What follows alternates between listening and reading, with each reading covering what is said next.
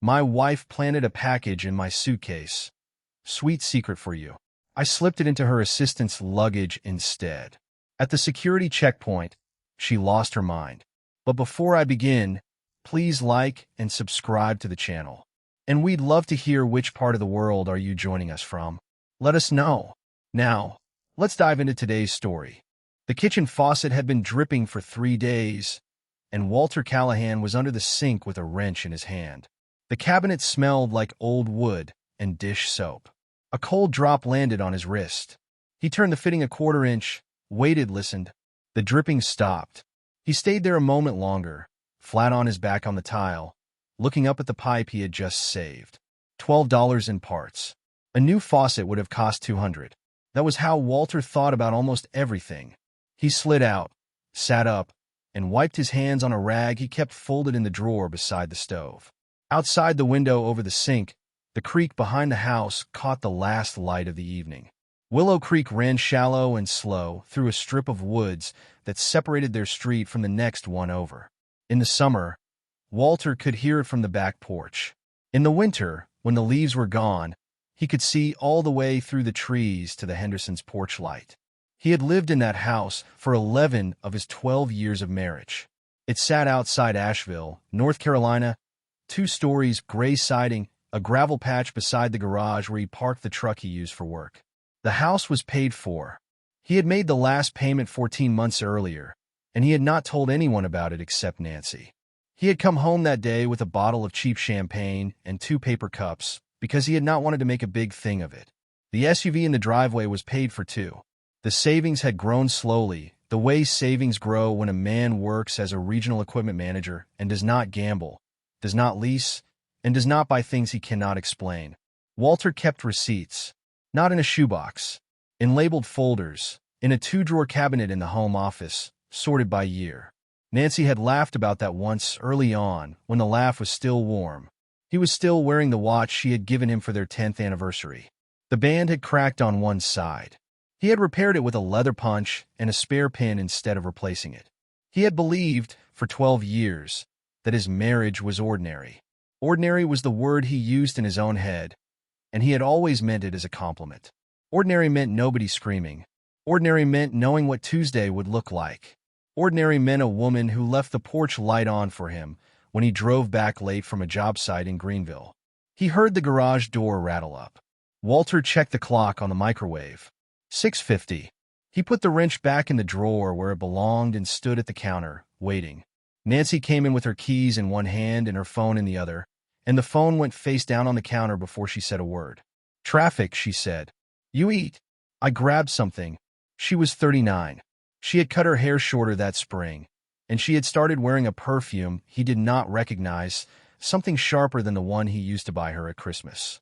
She worked in commercial staging, arranging furniture and lighting for houses that needed to sell fast, and 18 months ago she had gone into business with a partner. There had been a winter, early on, when the furnace died in January, and they had no money to replace it. Nancy had been 28. They had dragged the mattress down to the living room and slept in front of a kerosene heater for 9 days, wearing coats, laughing about it. She had told him that night that she did not care where they lived as long as he was the one fixing it. Walter had carried that sentence around for a decade like a good tool. "How was your day?" Walter asked. "Long." She opened the refrigerator, looked into it, and closed it again without taking anything. Walter waited for her to ask him the same question back. She did not. It was such a small thing. A man could not build a case out of it. But he had noticed the first time it happened, back in February, and he had noticed every time since, and he had begun keeping a private count the way he kept receipts. 11 months of not being asked. "I fixed the faucet," he said. "Good." She was reading something on the phone now, holding it low, angled away. "That's good, Walt." He looked at the back of her head, and felt something he did not have a name for yet. Later that week, he came home early. It was a Thursday. A shipment had been delayed at the yard in Hickory, and there was nothing for him to do until Monday, so he drove back with the windows down and the radio off, thinking about grilling something. He turned onto Willow Creek Road at 7 in the evening and saw 2 people standing at the end of his own driveway. Nancy and a man. Walter knew the man. Roy Mercer, Nancy's business partner. Mid-40s, Good haircut, the kind of jacket that looked casual and was not. He had been to the house twice for dinner, and both times he had complimented Walter on things Walter had built, and both times Walter had felt like he was being measured. They were standing close. Not touching. Close. Walter's headlights swept across them, and the conversation stopped. He pulled in, killed the engine, got out. Nancy smiled at him. It was a fast smile, and it arrived a half-second late. "You're home early." Shipment got held up. Walter shut the truck door. "Roy." "Walter." Roy lifted a hand. There was a manila envelope in it. "Roy was just dropping something off," Nancy said. Walter looked at the envelope. He looked at the sky, which still had light in it, and then at his own front window, where the lamp was already on. At 7 at night? Roy did not blink. "Busy day. Client wants the walkthrough moved up."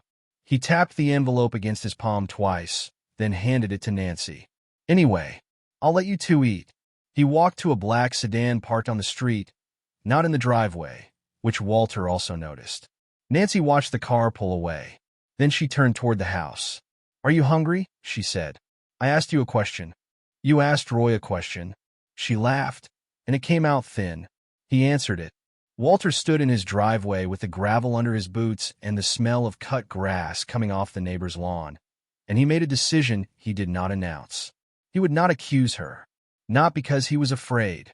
Because he had watched his own father accuse his mother of things across a kitchen table for 6 years, and he had learned early that a man who shouts a suspicion gives away his only advantage. He wanted to be wrong. He wanted it badly. "Ordinary," he said quietly, to nobody. "What?" "Nothing. I'll cook." That night he lay awake at 2 in the morning, listening to the house tick as it cooled. Nancy was asleep beside him, turned away. He rolled over, and his hand brushed something hard beneath her pillow. Her phone. Not on the nightstand, where it had lived for 12 years. Not on the charger. Under her head, where she could feel it. Walter lay very still in the dark. The ceiling fan turned slowly above him. Somewhere out in the trees, the creek kept moving over the rocks the way it always had, and it sounded exactly the same as it had every other night of his life in that house. He did not sleep. He did not reach for the phone either. But something inside him shifted position, the way a load shifts on a trailer when you take a corner too fast, and after that night nothing in the marriage sat where it used to. 3 weeks later, Nancy told him she was going to Denver. She said it while she was loading the dishwasher, with her back to him and a plate in her hand. 4 days. It's a conference. Vendors mostly. Roy set it up. Walter dried the same glass twice. "When?" "Week from Tuesday." "Okay." She turned around. He could feel her studying him, waiting to see if he would push. "That's it," she said. "Okay." "You want me to argue about it?" "No." She smiled. It looked almost relieved. "No, I just thought, never mind." "Thank you." Walter set the glass in the cabinet, rim down, the way he always did. The next morning was a Saturday. He was in the home office looking for a charging cable, down on one knee, going through the bottom drawer of the desk where cords went to die. Old phone chargers. A camera cable. A power brick for a laptop they had thrown out in 2019. And a tablet. It was Nancy's. She had bought it 3 years ago for showing floor plans to clients and had complained about it constantly until she stopped using it. Walter had assumed she had gotten rid of it. He pressed the power button out of habit, expecting nothing. The screen came on. 11% battery. And her account, still signed in, still syncing, because nobody ever thinks about the device they stopped caring about. Walter sat back on the floor with his shoulders against the filing cabinet. He did not open it right away. He sat there for maybe 40 seconds, holding a dead-eyed piece of glass in his hands, understanding that he was standing at a door and that he could still walk away from it. The house was quiet. Nancy was at a Pilates class she had started in March. He opened the messages. There were not hundreds. That was the first thing that struck him. He had braced for a flood, and instead there was a small, tidy stream, months of it casual and constant, the way people talk when they are comfortable. Nancy and Roy. He read the affair in about 90 seconds. It was there in the shorthand, in the jokes, in the way Roy asked whether she got home okay, and the way she answered with a single letter. Walter absorbed it and kept scrolling, and that was when the floor went out. Because the affair was not the point. They were talking about him. Not cruelly. That would have been easier. They talked about Walter the way two people talk about a piece of property with a lien on it. They talked about the house, whether it was in both names. It was. They talked about the SUV. Paid off in March, Nancy had written, which was true, and Walter remembered telling her that over dinner and remembered how she had said, "Good. That's good." They talked about his retirement account, the one through the company. Roy had asked what the vesting looked like, and they talked about his savings, down to a number Walter recognized, a number he had said out loud in that kitchen exactly one time. Then Roy had written something that made Walter's hands go cold. He asked what would happen if Walter were suddenly unable to manage his own affairs. Not dead. Nobody wrote that. They were not stupid people. Unable. Discredited. Detained. Somewhere he could not sign a form or call a bank or stand in front of a judge and be believed. Walter read it 3 times. Then he found Nancy's reply, sent on a Tuesday in April at 11:42 at night, which meant she had written it lying in bed 6 feet from him. Once he's out of the picture, everything becomes easier. He read that twice. Then he set the tablet down on the carpet, very carefully, as if it might go off. The office was warm. Sunlight came through the blinds and flat bars across the desk. He could hear a lawnmower 2 streets over and a dog barking at it. Walter did not scream. He did not throw the tablet through the window, though he thought about the sound it would make. He did not cry, because his body simply did not offer it. He sat on the floor of the room where he kept his receipts in labeled folders, and he waited for the shaking in his hands to stop, and while he waited, he did the only thing he had ever known how to do with a problem. He started taking it apart. He thought about the phone under the pillow. He thought about Roy's car parked on the street instead of the driveway. He thought about Denver. He thought about the fact that Nancy had told him about Denver in a voice she used for ordering takeout, and about how relieved she had looked when he did not fight her on it. Somewhere in that hour, Walter stopped thinking like a husband. He did not decide to. It happened the way a fever breaks. One minute he was a man trying to save something, and the next minute he was a man taking inventory of what he owned and who was standing between him and it. He picked up the tablet again. He photographed every message with his own phone, one screen at a time, 41 images. He wrote down dates on a legal pad in his own handwriting. He noted the battery level and the time, because a man who keeps receipts understands that a record is only worth what its details can survive. Then he put the tablet back in the drawer.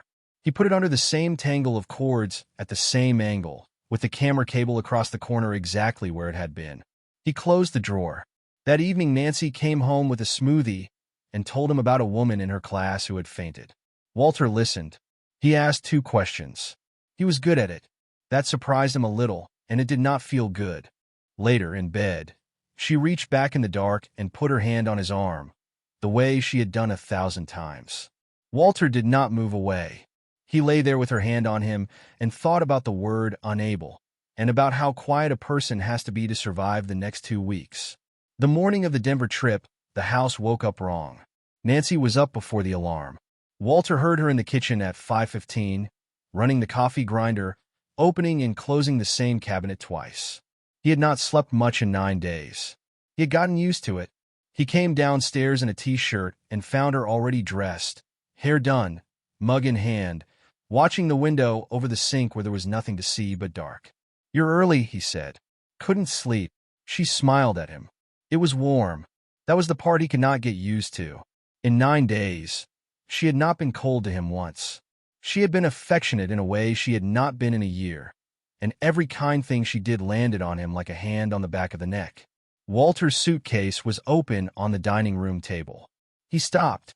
"I've got that," he said. "I know how you pack." She was already moving toward it. "Since when?" "Since always." She laughed.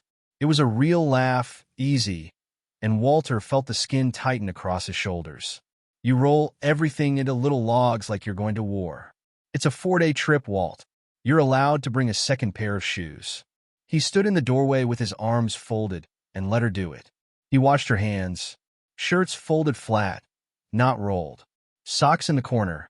A belt coiled along the inside edge. She knew where his things were, which meant she had gone through his closet before this morning, which meant this had been thought about. She reached the bottom of the pile, glanced up at him, and smiled again. "Coffee's fresh. I've got some." "Then go sit down. You're hovering." Walter went as far as the kitchen doorway. Not one step further. She kept packing. Then she stopped, straightened, and pressed a hand to her forehead. Hang on. I forgot something. She went down the hallway toward the guest room. Walter counted. 4 minutes. Maybe 5. Longer than it takes to find anything in a house you have lived in for 11 years. He heard a zipper. He heard a drawer. He heard nothing for a long stretch that was worse than the sounds. When she came back, her sleeves were pushed up and there was color in her face. She leaned over the suitcase, tucked something down along the side, drew the flap across, and closed the zipper in one long pull. Then she turned around, put her back against the table, and looked at him with her chin down and her eyes bright. Sweet secret for you, she said. Walter did not move. What kind of secret? You'll find out. Nancy, don't ruin it. She crossed the room, put a hand flat on his chest, and kissed his cheek. Her lips were warm. Her perfume was the new one. It's a good one. Trust me. She went upstairs to shower. Walter stood in the kitchen doorway and listened to the water come on. Then he walked to the table. His hands were steady, which he noticed and did not trust. He opened the zipper halfway. He lifted the top shirt, and then the second one. And there it was, laid flat against the lining under a folded gray polo he had owned for 6 years. A package. Small. Rectangular. Sealed in clear tape, wrapped so tightly the corners had gone hard. About the size of a paperback. There was a pale, packed density to it that his brain recognized before he let himself say the word. Walter did not touch it. He looked at it for a long time with his hands hanging at his sides. Upstairs the shower ran. Down in the woods, a bird was making the same 3 notes over and over. He was not confused. That was the thing he would remember about that morning for the rest of his life. There was no confusion in him at all. Everything he had read on that tablet 9 days earlier snapped into place around this one object, and the picture it made was clean. She was not trying to embarrass him. A man does not get embarrassed at an airport with a sealed package in his bag. A man gets taken through a door with no window in it. A man gets his phone taken, his accounts frozen, his name in a database, his signature worth nothing, his house exposed, his savings sitting there with only one person left to sign for them. Unable to manage his own affairs. She had not been guessing at that word. She had been building it. Walter stepped back from the table. He thought about the wedding photograph on the bookshelf in the living room, the one where he was 29 and had a sunburn on his neck. He thought about her hand on his arm in the dark. He thought about the way she had said, "Trust me," 10 minutes ago, with her palm on his chest. The shower shut off upstairs. Walter reached out and closed the suitcase and pulled the zipper shut and set it upright on the floor with the handle out, exactly the way she had left it. Then he went to the counter, poured the coffee he had said he already had, and stood drinking it with his back to the wall and his eyes on the stairs. When Nancy came down 20 minutes later with her hair damp and her bag over her shoulder, he was smiling. "Ready," she said. "Ready." They had 90 minutes before they needed to leave for the airport. Nancy went upstairs to redo her makeup. Walter went into the garage and shut the door behind him. The garage was cold and smelled like motor oil and sawdust. He stood between the workbench and the SUV and pulled out his phone with his thumb already moving. 6 days earlier, over dinner, she had put down her fork and said it like it had just occurred to her. "Come with me to Denver." He had looked up. "To your conference. To the city. You sit in a hotel. You eat something expensive. I finish at 4 every day."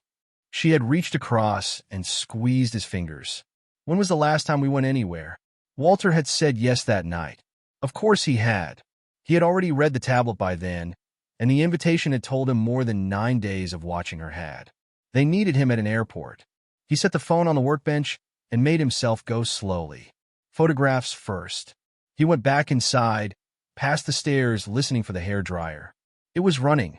He laid the suitcase flat, opened it, drew back the shirts, and photographed the package from 4 angles with the room in frame, then with his own hand in frame beside it for scale, then with the open suitcase and the dining room behind it so the location could not be argued.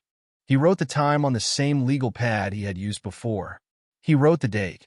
He wrote where the package had been sitting and what had been folded over it, and that Nancy Callahan had packed the bag between 5:40 and 6:15 that morning and had been out of the room for approximately 4 minutes. He put everything back the way it had been.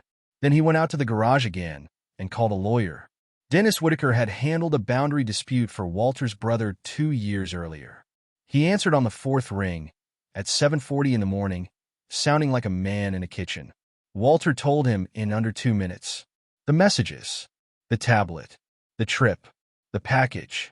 There was a pause on the line that went on long enough for Walter to hear a chair move. Walter, listen to me carefully. I'm listening. Do not open it. Do not move it in front of her. Do not say one word to your wife about it in that house or in that car. She thinks I don't know. That is the only thing you have. Whitaker's voice had gone flat and fast. The second she knows you know, she has a version of this where you planted it on her. You understand? She is already building a story. Right now you're the only person in the world who has evidence and no accusation attached to it. Walter looked at the bare bulb over the workbench. What do I do at the airport? Nothing dramatic. Nothing that ends with you shouting in front of a federal officer. If it goes through that machine in your bag, it's yours, and I will spend 2 years and $40,000 trying to convince a jury that a nice woman from Asheville planted it. A breath. Send me the photos now. All of them. From your phone. Not hers. Not a shared account. They're going. Walter. Whitaker paused. How are you doing? Walter watched a moth turn a slow circle around the bulb. I'm fine, he said, and ended the call. He sent 41 images and 11 photographs and stood there until the last one showed delivered. Then he thought about Brielle. Brielle Dawson had worked for Nancy for almost 3 years. She was 28, small, careful, the kind of person who apologized for reaching past you. She had come to 2 Thanksgivings and 1 4th of July at the house on Willow Creek and had spent most of each one in the kitchen, drying dishes nobody had asked her to dry. Walter had always assumed she was shy. He had liked her, in the mild way you like someone who is easy to have in your house. But her name was in the messages. Not everywhere. Not in the affair. In the logistics. She had booked the flights. She had asked which terminal. And in one message, in March, she had asked Nancy a question that Walter had read 4 times and could not soften. Will he be by himself when he checks in? There was no innocent version of that sentence. Walter had tried to build one. He had sat with it and tried, because a man who was about to do something cannot afford to lie to himself about the shape of it. He did not know how deep she was. He did not know if she had been told what was in the package, or only that there was one. He did not know whether Nancy had recruited her or trapped her. He knew she had asked whether he would be standing alone.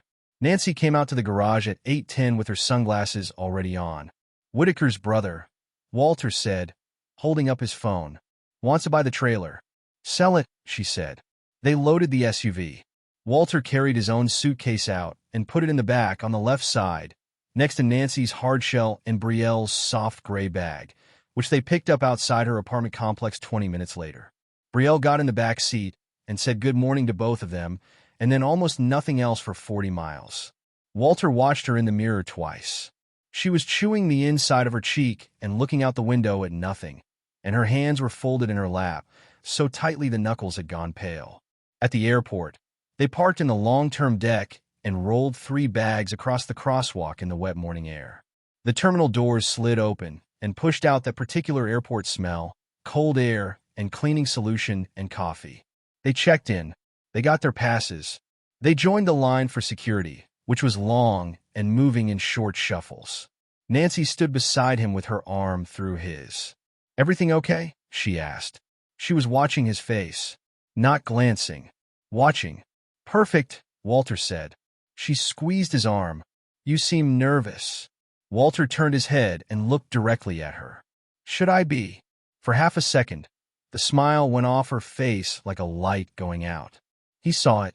He saw exactly what was underneath, and it was not love, and it was not guilt, and it was not even hatred. It was calculation running fast. Then she laughed and put her head briefly against his shoulder. You're being strange today. Walter said nothing. He was looking past her, at the gray soft-sided bag standing by Brielle Dawson's leg. The line bent twice around the stanchions and stalled behind a family with a stroller. Roy called at 8:52.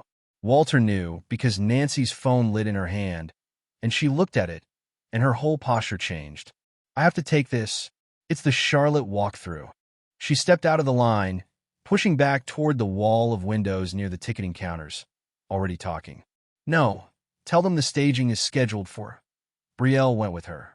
Not because she was asked, because that was what Brielle did. She pulled out a tablet and followed at a half step, and the two of them stood 25 feet away with their backs to the line. Their bags stayed. Walter stood alone with 3 suitcases and a boarding pass in his coat pocket.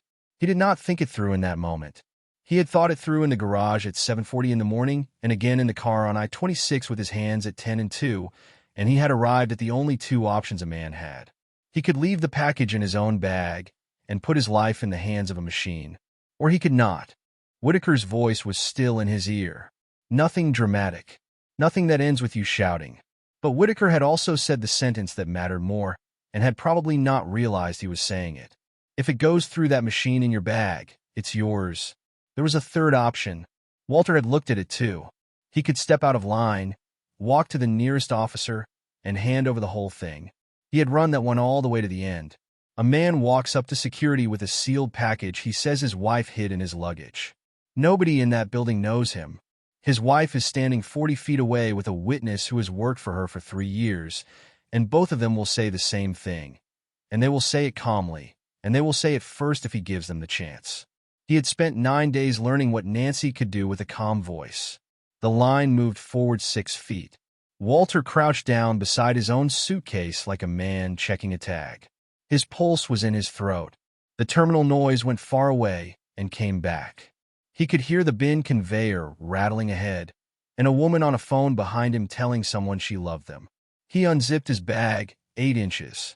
He got 2 fingers under the gray polo and drew the package out, and it was heavier than it looked and warm from the car, and holding it made something turn over in his stomach. He put it inside his coat, against his ribs, and zipped his suitcase shut. Then he straightened up. Nancy's hardshell was on his right. Brielle's soft gray bag was on his left. He looked at Nancy.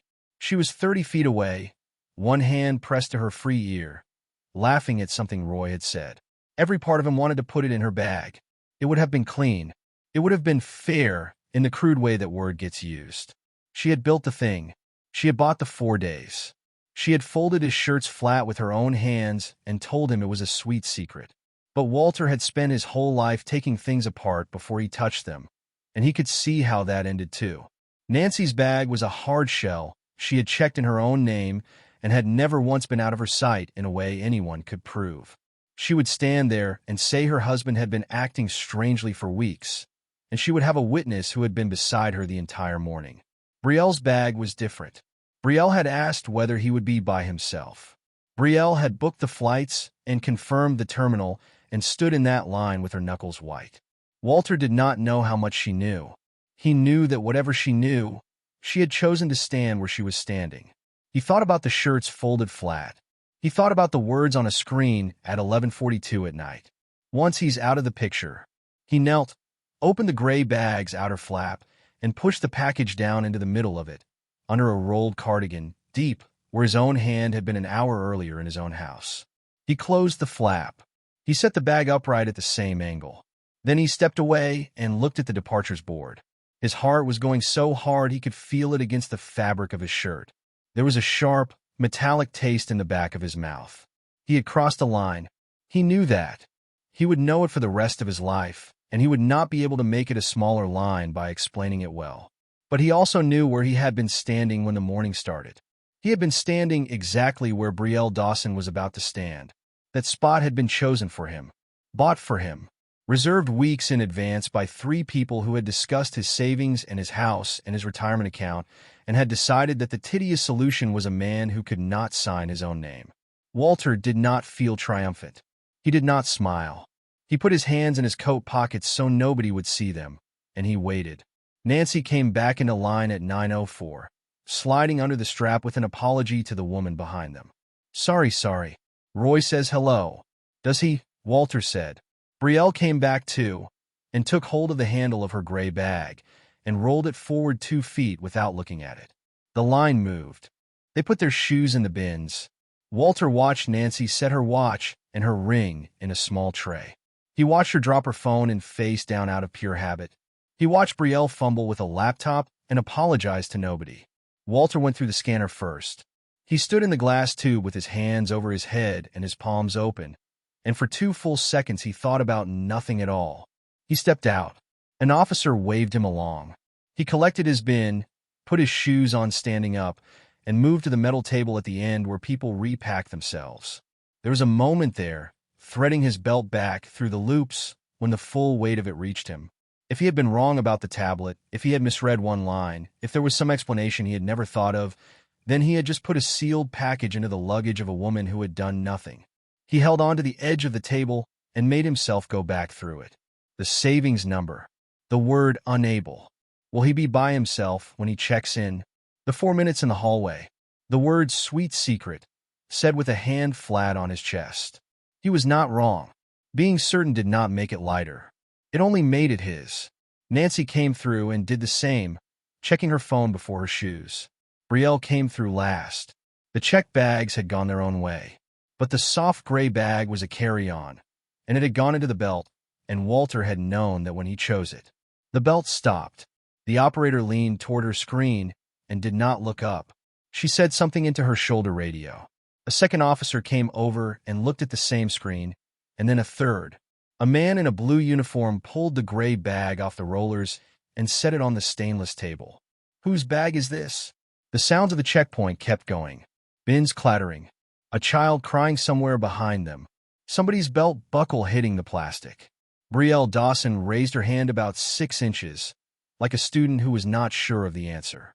That's mine. Step over here for me, ma'am. She went. Walter stayed where he was with one shoe on. The officer put on gloves. He asked if there was anything sharp inside. Brielle shook her head. He opened the flap, moved the cardigan aside with 2 fingers, and came out with the package. He set it on the table between them. Walter watched Brielle's face and did not look away. She froze. That was the only word for it. Her mouth stayed slightly open, and her hands came up in front of her chest with the fingers spread, and she did not make a sound. Beside Walter, Nancy went white. It happened fast. The color went out of her face the way water goes out of a sink, and her hand came up and closed on the strap of her purse. "Ma'am," the officer said. "What's this?" Brielle stared at the package. Then she turned and looked at Nancy. That look lasted maybe 2 seconds. 2 seconds is a very long time in a room like that. "I don't know," Brielle said. And then Nancy's voice came out of her, too loud, before she could stop it. "That's not hers." The checkpoint changed. Not dramatically. It got quieter in a circle about 15 feet across, and people stopped repacking and looked over, and a supervisor started walking. The officer turned his head slowly and looked at Nancy Callahan. "How do you know?" Nancy opened her mouth. Nothing came out. Walter watched his wife of 12 years stand in a public place and run out of sentences. He said nothing at all. "Ma'am, I'm going to need you to step over here as well," the officer said. "Sir, are you traveling with these two?" "I am," Walter said. "She's my wife."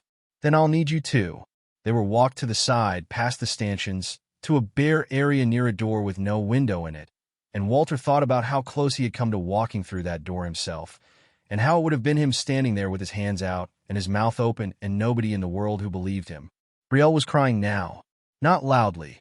Her shoulders were shaking, and she kept wiping her face with the back of her wrist like a child. "I didn't know what was inside," she said. She said it to the officer. But her eyes went to Nancy when she said it. Walter heard the sentence and felt something go very still and very clear inside his chest. "I didn't know what was inside. Not I've never seen that. Not somebody put that in my bag. Not this isn't mine." She had known there was a package. She had known there was a package, and she had known it was supposed to go somewhere. And the only thing that had surprised her was which bag it had come out of. The supervisor arrived. Then 2 people in different uniforms. Then a woman in a plain jacket with a badge on a chain who did not raise her voice once. They took the 3 of them to separate rooms. The last thing Walter saw before the door closed was Nancy, standing between 2 officers with her purse strap wrapped twice around her fist, looking at him across the tile. She looked at him the way you look at a door that will not open. The room had a table, 3 chairs, and a camera in the corner. Walter sat down and put his hands flat on the table where they could be seen. He had rehearsed nothing. He had decided that in the car. A man who rehearses gets caught by the one question he did not write. The woman in the plain jacket introduced herself as Investigator Dana Ruelis. She had a folder she did not open. Mr. Callahan, do you know why you're in here? Because something came out of a bag. Do you know what it was? No. Do you know whose bag it came out of? Brielle Dawson. She works for my wife. Ruelas wrote something. Tell me about this morning. Walter told her. He told her that his wife had packed his suitcase for the first time in 12 years. He told her that she had left the room for 4 or 5 minutes. He told her about the sealed package he had found under a gray polo shirt while she was in the shower. Ruelas's pen stopped. You found a package in your own luggage. Yes. And where is that package now, Mr. Callahan? Walter looked at her. I moved it, he said. The room got very quiet. You moved it. Into her assistant's bag. Walter did not soften it. He did not decorate it. I want to say the rest before you decide what I am. May I? Ruelas set the pen down. Go ahead. He told her about the tablet. He told her about 11% battery in a desk drawer on a Saturday morning. He told her about the retirement account and the house and the SUV and the savings number that had been said out loud in his kitchen one time. He told her about a message sent at 11:42 on a Tuesday night from a bed 6 feet from where he was sleeping. Then he took out his phone, unlocked it, and turned it around on the table. 41 photographs of the messages. 11 of the package in my suitcase, in my dining room, this morning with timestamps. All of it went to my attorney at 7:51 this morning, before I ever got in the car. His name is Dennis Whitaker. He'll confirm the time it arrived. Ruelas looked at the phone for a long moment. You understand what you did is a serious problem for you. Yes. Then why tell me? Walter thought about that. Because in about an hour, one of them is going to tell you a story about me, he said. And I'd rather you heard the true one first, even the part that makes me look bad. Ruelas picked up the phone. Walter waited 2 hours in that room. They brought him water in a paper cup. He drank it. At some point he realized his flight had left, and he sat with that fact and felt nothing about it at all. At 12:20, Ruelas came back in with a different expression on her face. Miss Dawson asked to speak with us, she said. Privately. Walter said nothing. Brielle had lasted 40 minutes. He learned most of it later in pieces, some from Ruelas and some from Whitaker and some from documents. But the shape of it came out that afternoon, and the shape was worse than what Walter had built in his own head, and he had built it carefully. Brielle had told them everything. She told them that Nancy Callahan had asked her, 6 weeks earlier, to help prepare Walter's luggage on the morning of the trip. She told them there had been a promise attached. Not a raise. Her name on the business. A 20% share in writing after the Denver trip. She told them that Roy Mercer had been involved from the beginning. And then she told them the part that Walter had not known. The package had not come from Nancy. Nancy had never bought it, never carried it, never touched it until that morning. Roy had arranged the whole thing through someone he knew in Charlotte, weeks in advance, and had passed it to Brielle in a manila envelope in the parking lot of a staging warehouse. Brielle had been the one who was supposed to put it in Walter's suitcase. That had been the plan for over a month. Nancy had gotten nervous the night before and decided to do it herself, and had told Brielle at 4 a.m. in a text message that Brielle had never deleted. Walter sat very still when Ruelas told him that part. Roy in the driveway at 7 p.m. with an envelope in his hand. Busy day. They brought Nancy the messages in a different room, and Walter did not see her face when it happened. He was told about it. He thought about it 100 times afterward, and never once enjoyed it the way he thought he would. What he did see was the hallway. He was walking out with an escort at 3:30, and Nancy was being walked the other way, and for 4 or 5 seconds they were in the same corridor with about 8 feet between them. Her hair had come loose. Her makeup was gone around the eyes. She had her hands in front of her, and she looked smaller than he had ever seen her look in 12 years. She stopped walking. The officer beside her did not force her forward right away. Walter. Her voice had nothing left in it. You don't understand. Walter stopped too. He looked at the woman who had folded his shirts flat that morning and kissed his cheek and told him to trust her. I understand everything now, he said quietly. And he kept walking. The Denver trip never happened. Walter drove home alone that night in a car with 3 empty seats. He got off the highway and took the long way, past the hardware store and the elementary school and the church with the crooked sign, and he did not turn the radio on for any of it. The house was dark when he pulled into the driveway. He had not left the light on. Neither had anyone else. He carried his suitcase in and set it in the front hall and stood there in the dark with his hand still on the handle. 12 years. He had walked through that door somewhere around 4,000 times. He turned on the lamp. The house did not look different. That was the strange part. He had expected it to look like a crime scene, and instead it looked like a home where two people had eaten breakfast that morning and forgotten to rinse a plate. Her coffee mug was beside the sink, the blue one with the chip on the handle that she would not let him throw out. There was a ring of coffee dried in the bottom of it. Her perfume was on the bathroom counter, cap off. Her reading glasses were folded on the arm of the couch. Walter walked through the room slowly, turning on lights he did not need, and everywhere he went he found the small evidence of a woman who had planned to come back in 4 days and pick up her life exactly where she had set it down. He stopped in the living room. The wedding photograph was on the second shelf of the bookcase. In a plain wood frame he had made himself in a shop class 20 years before he ever met her. He picked it up. He was 29 in it, sunburned neck from working a site in July. Nancy was laughing at something outside the frame, her hand on his lapel, her head tipped back. He remembered the day. He remembered thinking, standing in the reception hall with a plastic cup in his hand, that he was going to be good at this. Not happy, good at it. That was how his mind had put it. Even then, Walter looked at the man in the photograph for a long time. He did not recognize him. Not because that man had been foolish, because that man had believed something about how the world worked, and Walter no longer believed it, and there was no way back across that distance. He set the frame down, face up. He did not turn it over. He was not going to be a man who turned photographs over. The phone started at 9:40. Nancy's name came up on the screen. Walter watched it ring out. It came again at 9:52, and at 10:11, and at 10:40, and after midnight it came 4 times in 20 minutes, which meant she had gotten to the part of the night where a person stops thinking about how it looks. He did not answer. He sat in his own kitchen with the lights off and the phone face up on the table and let it light the room over and over. Around 1 in the morning, a message came through. "Please let me explain." Walter read it. For words. He thought about how many hours she had probably spent choosing them, and how much smaller they were than what she had actually done, and how the whole marriage was in that gap somewhere. He held his thumb on the message and deleted it. Not because he was not hurt. He was hurt in a way he could feel in his back teeth. He had loved her. That was the thing nobody would understand later, when they told the story in shorter versions. He had loved her that morning. He had loved her while she was zipping the suitcase. He deleted it because he was finished. There is a difference between a man who stops fighting and a man who stops negotiating, and Walter had become the second kind somewhere on a tile floor in an airport hallway. He went upstairs at 2. He did not sleep in the bedroom. He took a pillow into the guest room and lay down on top of the covers with his boots off and his clothes on. Out past the trees, Willow Creek kept moving over the same rocks. It sounded exactly the same as it always had. It came apart faster than Walter expected.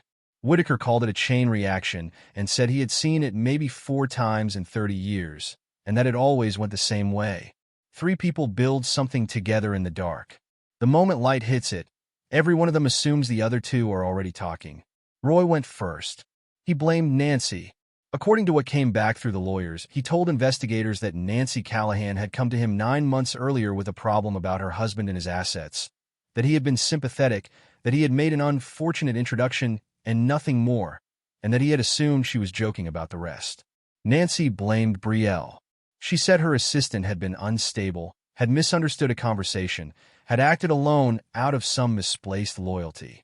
She said it in a calm voice. Walter was certain of that without being in the room. He knew exactly how calm she could sound. And Brielle produced more. That was the part Nancy had not accounted for. Brielle Dawson had spent 3 years being underestimated by everyone in her life, and she had responded the way quiet people sometimes do. She had kept everything, messages going back 14 months. The 4 a.m. text where Nancy told her not to worry about the bag anymore because she would handle it herself. Screenshots of the flight bookings and the terminal confirmations. A photograph of a manila envelope on the passenger seat of her own car in a warehouse parking lot in Charlotte, taken at 6:12 in the evening, because she had been scared even then. And the financial material. Notes from 3 meetings, in her own handwriting, where Roy and Nancy had discussed the house on Willow Creek, the timeline for refinancing it, the balance in the retirement account, and what a court would do about a man in Walter's projected situation. Walter read those notes in a conference room with Whitaker sitting beside him. He read them twice, all the way through, without changing expression. Then he closed the folder and said, "Okay." Whitaker looked at him. "Walter, I know what most people do." Walter slid the folder back across the table. "What's next?" The story the three of them had built came apart one piece at a time, the way anything does when nobody is holding it up. Roy stopped answering Nancy's calls in the second week. Walter heard about that from a mutual acquaintance at the hardware store, a man named Curtis who did not know where to put his eyes while he said it. Roy had moved out of the office space on Patton Avenue. Roy's lawyer was handling everything.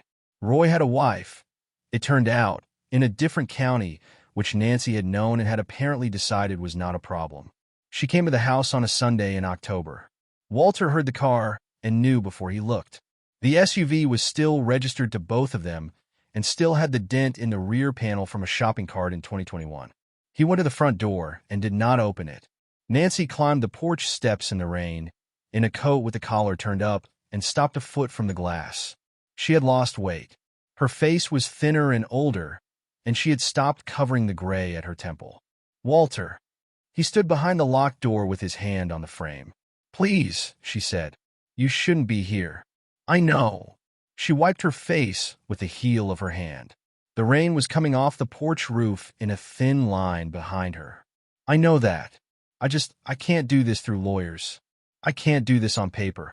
That's the only way it's happening. We were married for 12 years. I know. You were my husband." Her voice broke on it. It sounded real. Walter had learned that things could sound real and be nothing. He looked at her through the glass. "No," he said. "I was your husband." She flinched. For a moment she just stood there breathing, with the rain coming down behind her and her hands opening and closing at her sides. "I made a terrible mistake," she said. Walter shook his head slowly. "A mistake is forgetting an anniversary." His voice was level. "A mistake is saying something cruel in an argument and driving around the block until you can come back and take it back." He leaned closer to the glass. "You sat at my table. You ate food I cooked. You knew the number in my savings account because I told you, in my own kitchen because I trusted you with it. And then you spent 6 weeks arranging the exact morning when a man was going to take me through a door and I was never going to be believed again by anybody about anything." His voice did not rise. It got colder and quieter, and that was worse, and he could see it landing. "You didn't make a mistake. You planned my destruction. And you kissed me on the cheek while you did it." Nancy's mouth moved. Nothing came out of it. She stood on the porch of the house she had planned to own alone, in the rain, and had nothing to say. Walter stepped back from the door. "Don't come here again," he said, and turned off the porch light. Nancy had expected him to forgive her. Walter understood that better than she did. She had built her entire strategy on it, the way a person builds a house on ground they have never tested. 12 years of a man who fixed things instead of throwing them away. 12 years of a man who kept a broken watch band and repaired it with a leather punch. She had looked at that man and concluded that he could not let go of anything. She had that exactly backwards. Walter did not repair things because he could not let go. He repaired things because he decided what was worth his hands, and once he decided something was not, he was done with it in a way that most people never manage in their lives. She expected him to protect her from the consequences. He did not. Whitaker asked him, twice, in the careful way lawyers ask, whether Walter wanted to soften any part of his statement, whether there were details that could be left in a drawer. "Every word I said was true," Walter said. "I'm not adding to it, and I'm not taking anything back. There'll be pressure. Let it come." It came. It came from her sister, who called 4 times. It came from a woman at church who had known them both since 2016 and told Walter that a good man forgives. It came, once, from Nancy's mother, who left a voicemail that Walter listened to all the way through and then deleted, standing in his garage with sawdust on his boots. He said the same thing to all of them. "I'm not the one who did this. Ask her what she did. Ask for the details. Then call me back." Nobody called him back. That told him something he had not expected to learn at 51. People do not want the details. They want the version that lets them keep everyone in their life. The moment a story requires them to choose, Most of them find a reason to be busy. Walter did not hold it against them. He simply stopped answering the phone for anyone whose name he did not need. She expected Roy to stay beside her. He disappeared so completely that Walter, who had once lain awake imagining what he would do to that man, eventually could not remember his face clearly. The financial plans came out too. Roy and Nancy had already moved on the edges of it before the trip. There was a line of credit application against the house from August with Walter's information on it and a signature that was not his. There were inquiries about the retirement account, made by phone, by a woman who had given Walter's date of birth and the last 4 digits of his social security number. None of it had gone through. That was luck, partly, and partly the way a man's habits protect him without his knowing. Walter had never used a shared login for anything. He had never let the company benefits portal remember a password. He had put a freeze on his credit 4 years earlier, after a laptop was stolen out of a job trailer in Spartanburg, and had simply never bothered to lift it. The account she had hoped to control stayed closed to her. The house stayed his. The life she had drawn on paper in a conference room with a man who was already lying to her about being married simply stopped existing. Walter took no pleasure in watching it. He would say that later, to exactly one person, and mean it. He was not interested in her suffering. He had thought he would be. In those first 2 weeks, he had waited for the satisfaction to arrive, and it never did. And what came instead was something flatter and more useful. He wanted a clean ending. That was all. He wanted his name back and his door locked and his mornings quiet, and he did not want to spend 1 more year of his life in a room with her, even a room where he was winning. He filed for divorce in November. He refused mediation past the first session. He refused the private letters her attorney sent that were not really from her attorney.